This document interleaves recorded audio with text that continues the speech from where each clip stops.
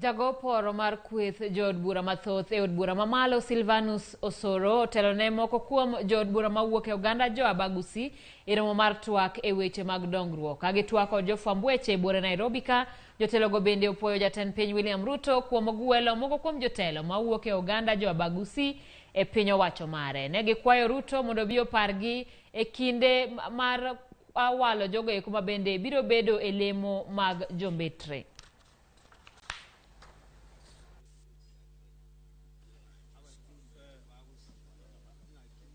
This is a normal meeting that we usually have. These are very obvious things about our people. We discuss about things to do with our people, things to do with our development as a region, and our unity as the leadership of the Abugusii community. In fact, this is not the inaugural meeting. Previously, we've had a meeting with our elected governors alongside this leadership.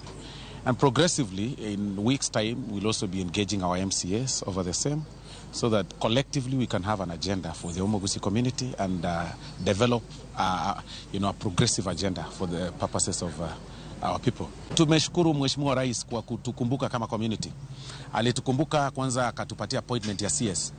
Akatukumbuka akatupatia position kule bungeni ambayo mimi nakalia.